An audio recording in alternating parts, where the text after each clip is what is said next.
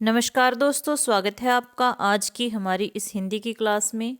तो हम लोग पढ़ रहे हैं एस्टेट 2025 के लिए, जो 24 में होने वाला था, लेकिन अभी तक एग्ज़ाम की डेट नहीं आई है। तो आज की क्लास में हम लोग पढ़ेंगे बसंत भाग एक छठी क्लास की एनसीईआरटी हिंदी के महत्वपूर्ण प्रश्न देखेंगे।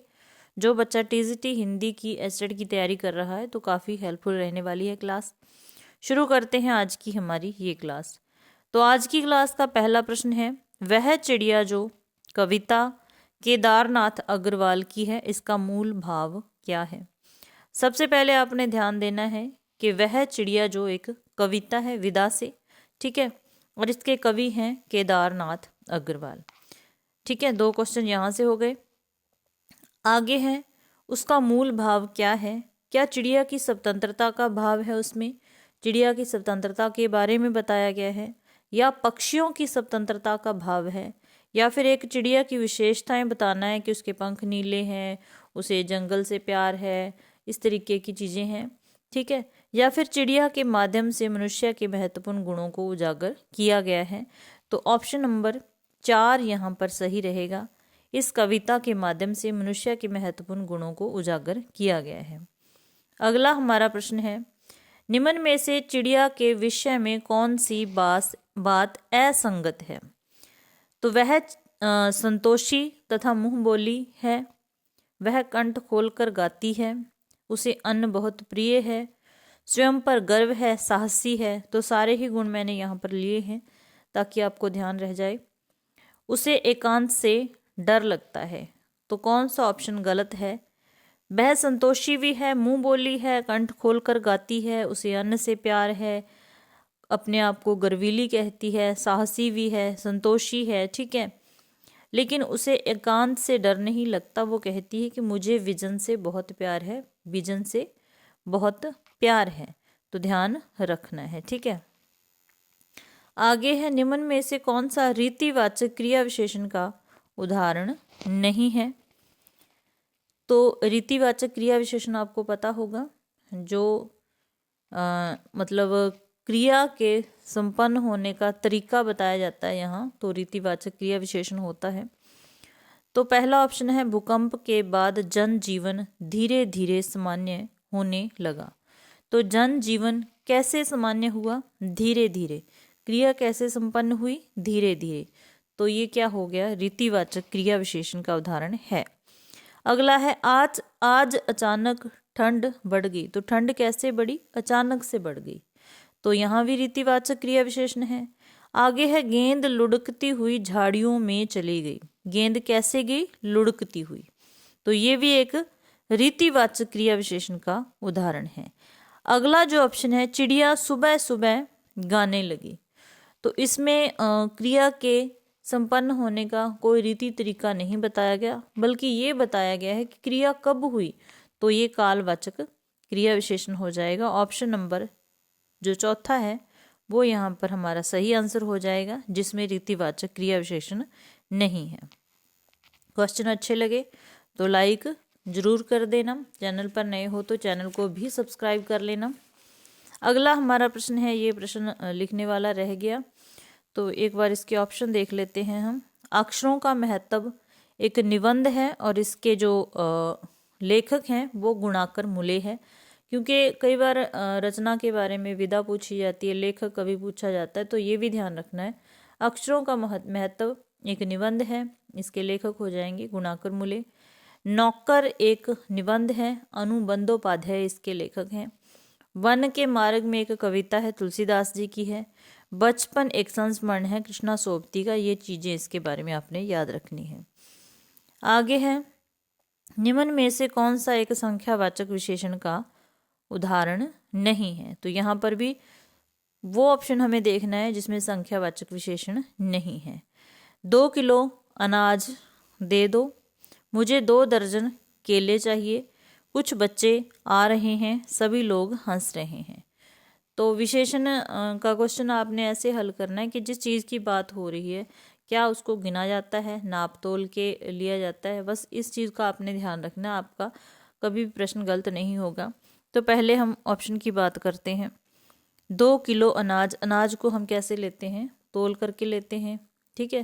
तो इसका मतलब ये परिमाणवाचक विशेषण का उदाहरण है, तो यही ऑप्शन हमारा सही नहीं है। आगे देखते हैं, मुझे 2 दर्जन केले चाहिए, तो केले गिने जाते हैं, ठीक है, फिर ही हम दर्जन करके 12 करके लेंगे उसको, तो ये संख्यावाचक हो गया, ठीक है। कुछ बच्चे आ रहे हैं, बच्चे हैं 2 4 6 कुछ भी है, उसको गिनेंगे हम। सभी लोग हंस रहे हैं, तो लोगों को भी अक्सर गिना जाता है, ठीक है। तो ये नीचे वाले तीनों ही उदाहरण संख्यावाचक विशेषण के हैं, ठीक है। अगर हम बात करें सभी लोग हंस रहे हैं, तो ये अनिश्चित संख्यावाचक हो जाएगा। कुछ बच्चे भी अनिश्चित में आ जाएगा। मुझे 2 दर्जन केले चाहिए, तो ये निश्चित संख्यावाचक हो जाएगा। 2 किलो अनाज, तो ये निश्चित परिमाणवाचक विशेषण का उदाहरण हो जाएगा। तो ये हमारा सही आंसर इसमें कौन सा हो जाएगा, पहले वाला ऑप्शन। अगला है, नादान दोस्त कहानी में कॉर्निस पर चिड़िया के कितने अंडे रखे हुए थे। तो सभी को ध्यान होना चाहिए जिसने पढ़ी है, कितने अंडे थे, 3 अंडे थे। आगे हैं, जब बच्चे अंडे देखने की कोशिश कर रहे थे तो कॉर्निस पर पहुंचने के लिए नीचे स्टूल रखा, फिर भी ना पहुंचे तो स्टूल के नीचे क्या रखा। तो ये छोटी छोटी चीज़ें पूछी जाती हैं, जैसे इस बार HPSC के एग्ज़ाम में पूछे गए थे प्रश्न, ठीक है। तो एक और स्टूल रखा, क्या चारपाई रखी, क्या नहाने की चौकी रखी, या एक कुर्सी रखी। तो आंसर हो जाएगा नहाने की चौकी रखी थी। आगे, सत्याग्रह कहानी के लेखक कौन हैं, तो मुंशी प्रेमचंद जी हो जाएंगे, ठीक है। नेक्स्ट है, केशव की बहन का नाम क्या था। ये 2-3 बार पूछा गया प्रश्न है, श्यामा था, याद रखना है।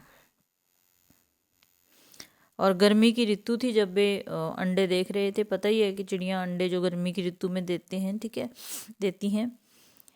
हमको बुद्धू ही निरा समझा है, हम समझते ही नहीं जैसे कि आपको बीमारी है। यह पंक्तियाँ किस कवि की हैं, और कविता भी आपने याद रखनी है, किस कविता की हैं, किस कवि की हैं।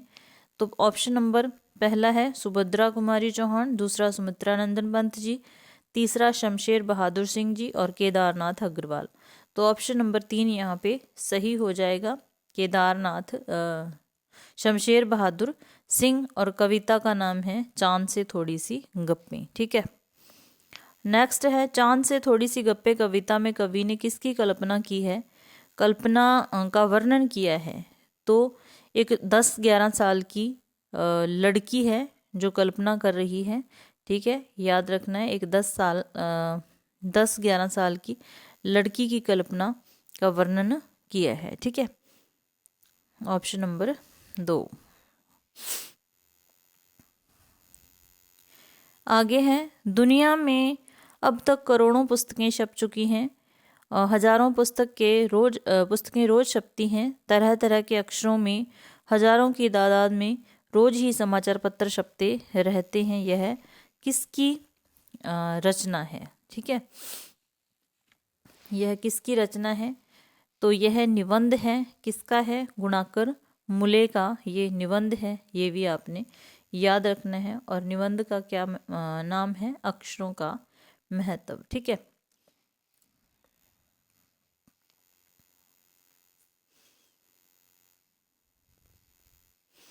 अगला हमारा प्रश्न है, अक्षरों के खोज के सिलसिले को शुरू हुए कितना समय हो गया। तो इसमें लेखक बताता है कि इतिहास शुरू तब से माना जाता है जब से कुछ चीज़ें लिखी हुई हमें मिलती हैं। तो ये सिलसिला शुरू हुए 6000 साल हो चुके हैं।